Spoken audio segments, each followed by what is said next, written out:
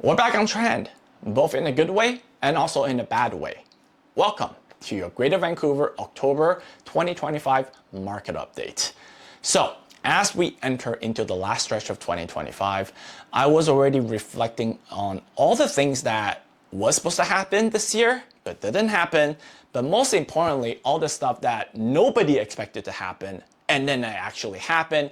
This is especially important to all that scary moments that made people go,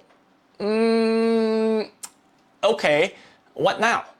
So with that being said, as we were entering October, one of the things that I was personally looking at is October 2025 gonna follow the seasonal trend, or is it gonna be something completely from the left field that's gonna create more confusion?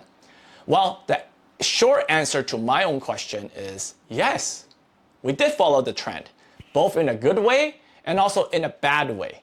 What do I mean? Well, in a good way is we followed the seasonal trend where October generally gets more sales than September, which is great. However, at the same time, we also follow the trend where October 2025, the sales activities was about 14-15% less than October of last year. And we have heard of this many, many times in 2025, except for last month, where our sales activities was actually 1.3% higher than the same time last year. So from a sales perspective, the same story goes. The market is not dead. It's just trucking along at this new, I don't even want to say slow. I'm just going to say this new pace that we've been enduring throughout this whole year. Now, another trend that we have kept pace for October 2025 is the trend where new listings has been outpacing sales activities. I believe we've been experiencing this phenomenon throughout the whole 2025 with no exceptions. Now, at this time, I'm going to pull out a graph, this one, the total inventory graph, because you're going to be like, Joe, that doesn't make any sense. Because you have told us, or through this chart, or through the newspapers many months ago, or through the YouTube videos last month, that inventory has peaked back in June. So how would that make any sense if new listing has been outpacing sales and our inventory is going down? And I would say you are correct. Even though new listing is outpacing supplies, our overall inventory is dropping as a lot of listings just can't sell. And a lot of sellers is tapping out. And I, fortunately or unfortunately, have been having a lot of these conversations with a lot of my sellers. Because what they experience is something like they try the fall market, or at the worst, they try the spring and the fall market. And if the seller couldn't sell their home at the price that they want, they're going to do either one of the following. They're going to go, one, I'm going to delist it, enjoy my Christmas break, and let's talk about this during spring of 2026 with hopefully a better market because of lower interest rates. Or the one that I've been hearing more common recently is, Joe, screw it, you know what, it's fine. I'm gonna rent this out and I'm gonna revisit this maybe 2 to 3 years down the road when the overall market condition is better. So with the slight bump in sales and a continued slight drop in terms of inventory, I'm gonna bring out my favorite chart, the month of inventory chart. You can see that even with this movement, we are still sitting above 7 months of inventory. Much better than the last several months, but still solidly putting us in the buyer's market.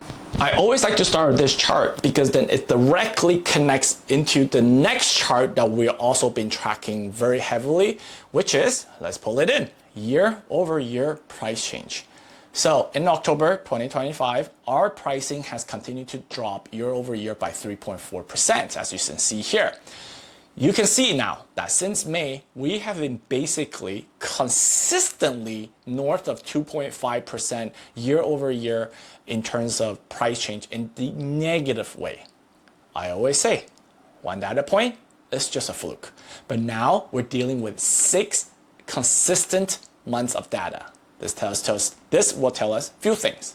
Number one, obviously, this is now a sustained correction. It's not just we had a bad month. Because, number two, buyers are still cautious, buyers are still rare in between, buyers are still waiting, and buyers are negotiating hard.